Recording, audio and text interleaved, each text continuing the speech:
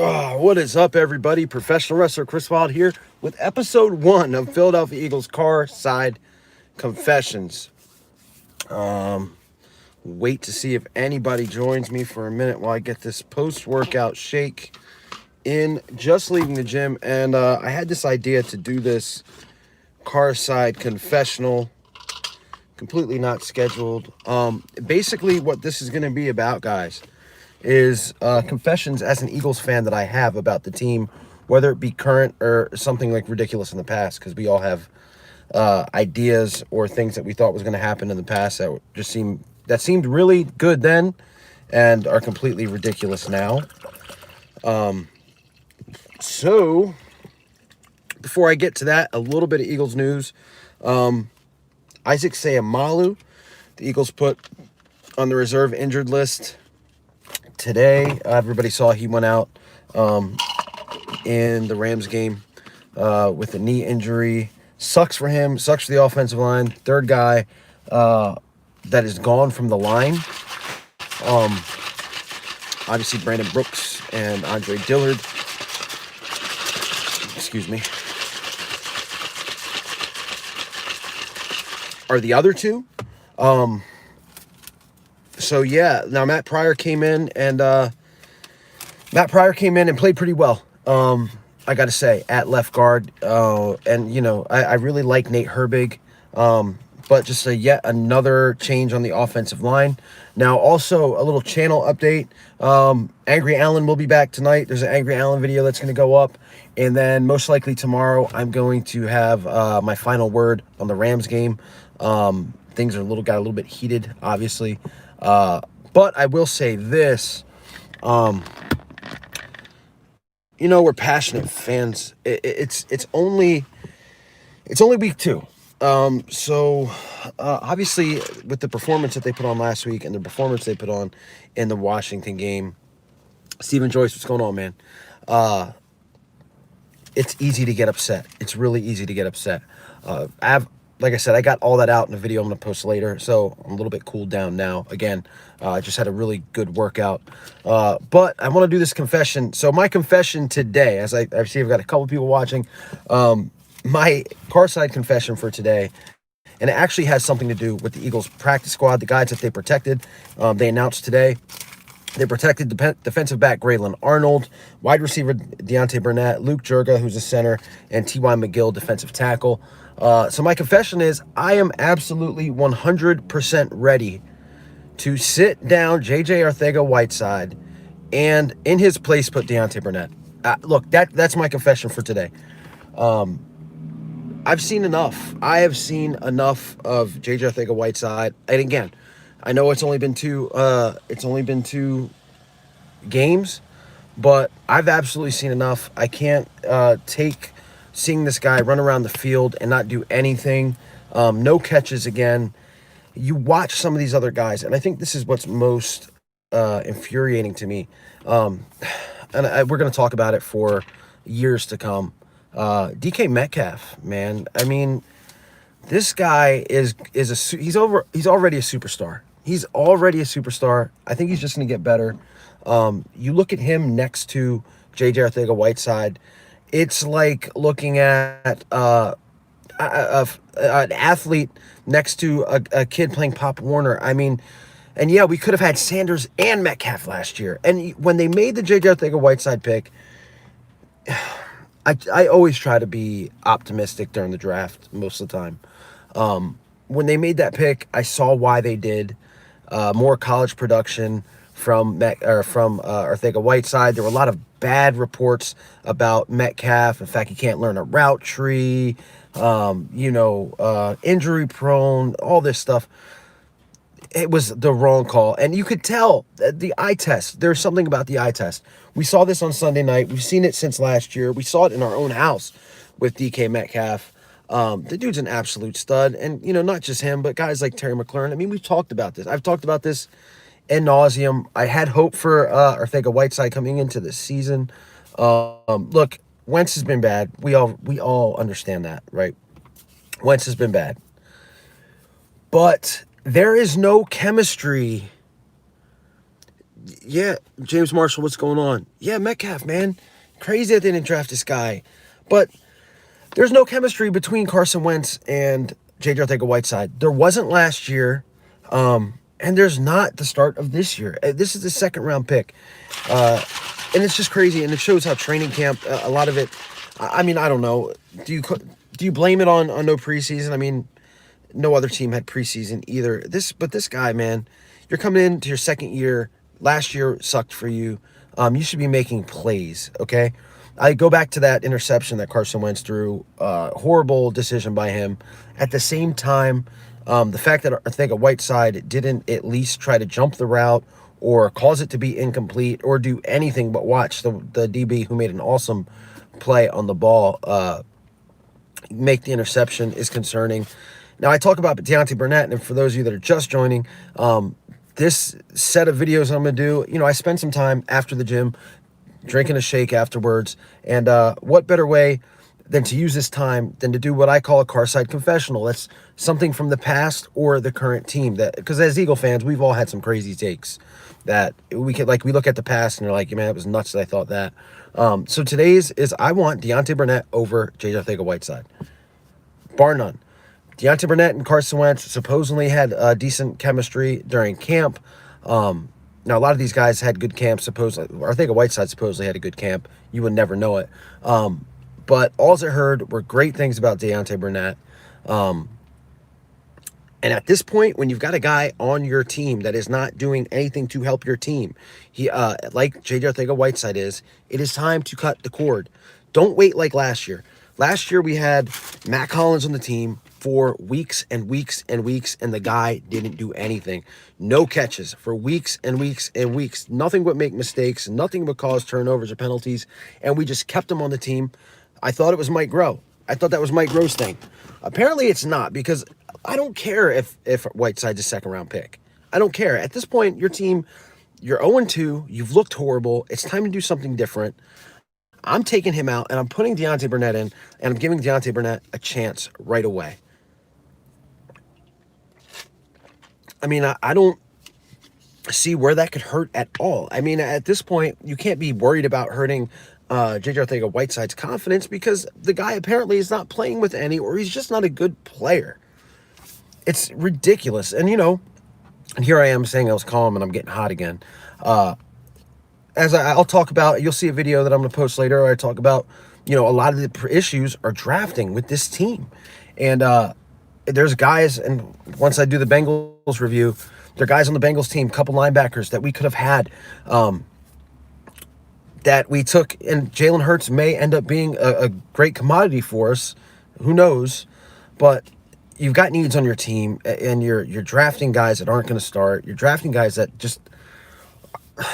The J.J. Arcega-Whiteside pick absolutely is driving me nuts as I sit here and I think about it. I don't know, guys, but I'm ready. I am ready for Deontay Burnett. I would love to hear your opinions. Now, look, I'm not saying Deontay Burnett's going to do any better. I'm not saying this is a guy that's going to have 5-6 catches a game, but I'm telling you, and we saw it last year with the practice squad guys, with guys like Greg Ward, who he hasn't done much either this year. But guys like Greg Ward and Deontay Burnett who came in, immediately there was a spark.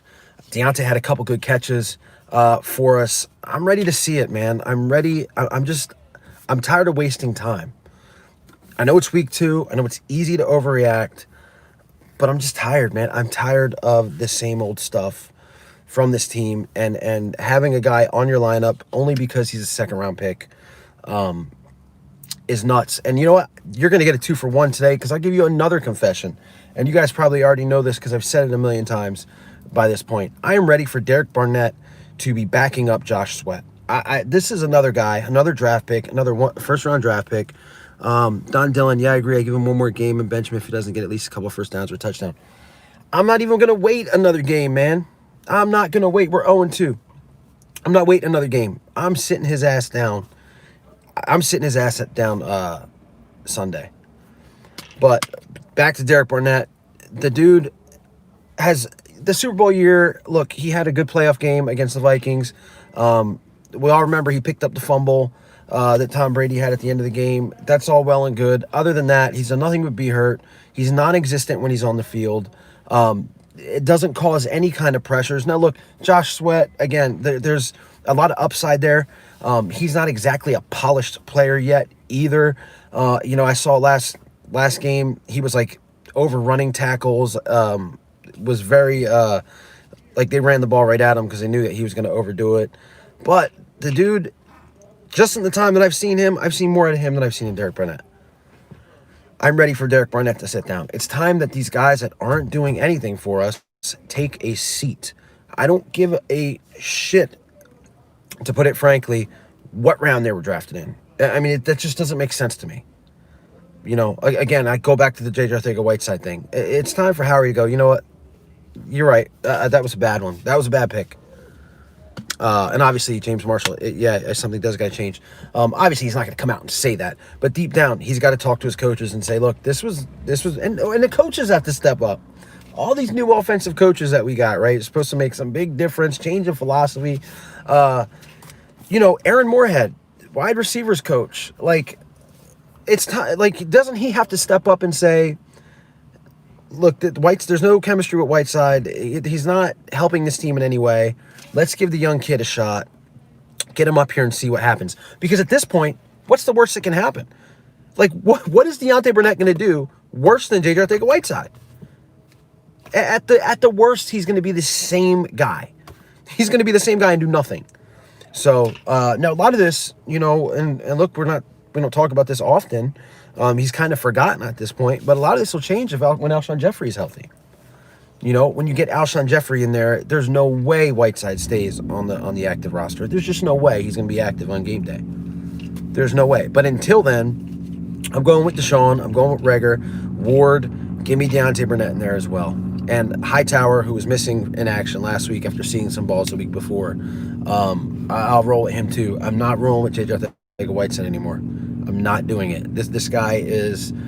he's useless. He's absolutely useless. And I hope I'm jinxing it. And he comes out and he tells me to shut the F up with an awesome performance on Sunday against the Bengals. But I don't know, guys.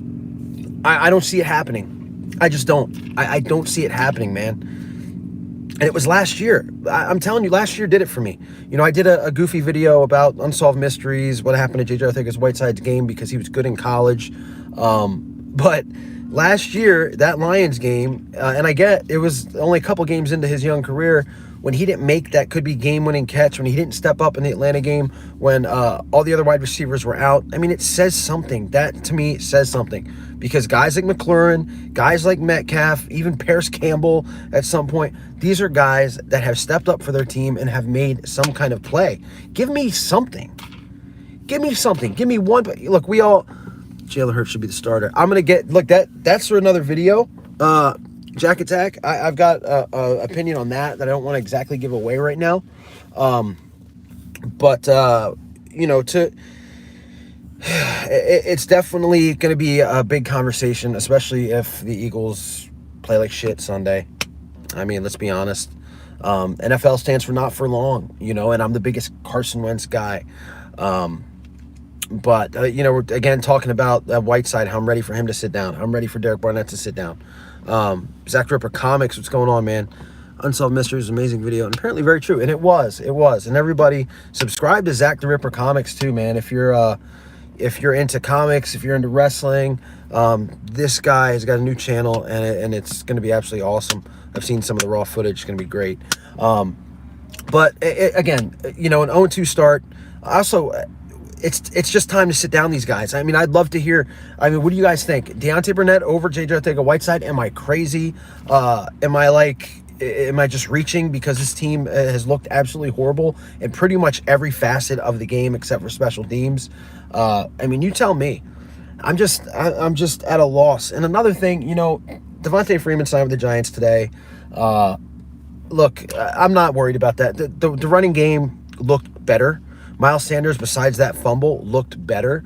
Boston Scott looked like he could be a number 2. Again, Corey Clement didn't do anything, but, we've got other young guys that could possibly step up. Another guy that I don't mind seeing sit down would be Corey Clement. And I know somebody's out there going, man, this guy wants to sit down everybody. Like, it's only 2 games. No, it's guys that aren't contributing, man. Remember that season we were 0-2 and then went 12-4? That was the 03 season. I've got another video that I'm going to post about the 03 season. Zach Ripper Comics says, thank you. He's here from you. Here for me. Yeah. Zach has been like my number one supporter pretty much from the start, even before this thing got off the ground. But yes, thank you, Zach. And I hope everybody goes and gives your channel a look and a subscription. But yeah, I'm just tired of seeing guys that aren't doing anything get playing time, you know. And the 2003 season, which I'm gonna do a video on, the Eagles were 0-2. They Donovan McNabb, and look, if you guys get a chance, go to NBC Sports Philly. Ruben Frank has a article about how eerily similar McNabb and Wentz's stats were for those first two games. It's mind-boggling how like similar they are. But you know, at the same time, I mean, you can draw the comparison, but the Eagles then, the first two games, they lost to Tampa Bay. And oh, thanks for the shout out, Jack Attack. They lost to Tampa Bay and they lost to the Patriots. The Eagles lost to a really bad Washington team and a Rams team that, I'll be honest with you, isn't that impressive. I mean, I wasn't too impressed. I wasn't. Aaron Donald, who the broadcasters talked about in nauseum, like this dude, like you would have thought this guy was going to take out their firstborn, take their firstborn out to prom. Didn't get a sack, didn't get a hurry. Yeah, Jack Attack, I really appreciate that. Everybody that's watching, go subscribe to Jack Attack's channel too, man. Look, this whole thing that we do here, this platform of YouTube, we support each other, man. It's only going to help everybody grow. Because this is the future. This team gets on my nerves sometimes. They seem to play better with their backs against the ball. Jamal Marshall, yeah, I agree. I was thinking about that the other day. I'm like, actually yesterday, I was like, man, maybe this team needs to have their backs to the wall to play well. I mean, I don't get it. I don't understand. And again, I don't want to talk about too much of this here because I got other videos and it's going to seem like I'm just repeating the same shit. But you know, Doug said in a press conference, lack of offseason, lack of preseason had something to do with Carside struggles and the team struggles. We all call bullshit to that because a lot of other teams that look really good had the same thing. No preseason, no offseason. However, I do want to tell you this. I'm not making excuses for anybody. The Eagles have a lot of new parts to this team. Offense, a lot of new parts. Pretty much completely new wide receiving core. Their offensive line has changed, 3 or 4 times in 2 games. Defense, a lot of new parts on the defense. So the lack of offseason and the lack of preseason, it's going to affect them. It just is. I mean, look, it just, if, you know, maybe we were, and as Eagle fans, this is what we do, because again, we're passionate fans. We expect the most out of our team. We look at the talent, we go, look, the talent's there. There's talent. There's speed all over the place on the offense. Defense, you got a stud corner who's been awesome the past 2 games, and Darius Slay. You got some versatile pieces in it at safety. We have no linebackers, which I'm going to get to too. But there's a bunch of new pieces. They should at least be 1-1 right now. Jack Texas, their team is godly, but the problem is that they're not trying at all. Yeah, I just think they're lost. And again, it's probably going to take a couple games till they start playing better. Now, you're 0-2 now, so like you lose Sunday. I mean, the chances, even though there's another playoff spot now open than there has been in the past, your chances are slim to none. However, again, this division absolutely sucks right now. The Cowboys won on a miracle. Yeah, the Falcons are maybe worse than the Eagles right now. But the division sucks. Washington sucks. The Giants suck, and they just lost their best player. So it's wide open, but you got to show something. You have to absolutely show something. Zach says he feels like it's more coaching than it is the players. Look, I mean, I agree with that. A lot of it is coaching. At the same time, players have to execute. You know, the bad decisions by Carson. The missed tackles on defense. Holy shit, this team couldn't tackle at all. And again, that goes into reps and preseason and things like this. Again, and there's a lot of new coaches on the team too. New DB coach, new wide receiver coach, new offensive staff.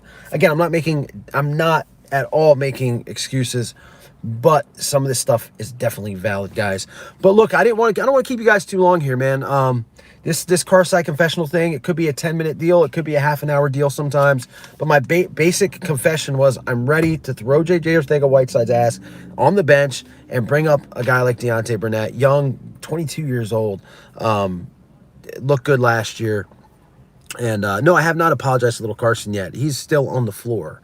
That's where he's going to stay until Sunday. But yeah, I'm ready for that. I'm ready to sit Derek Barnett. I'm ready to bring up Joe Osman if they have to. I'm ready to start Josh Sweat. I'm ready to get some guys in here that want to play and that we're not just keeping around because they're high draft picks. So with that being said, guys, thanks everybody for tuning in. And everybody that will tune in. Again, this is Carside Confessionals with professional wrestler Chris Wilde. I pour the shake and have taken 2 drinks out of it because I like talking to you guys so much. But I'm on my way to tan now. And I'll see you guys later. Stay safe, stay healthy. And as always, even though we're 0-2 and have looked pathetic the past 2 weeks, go Birds.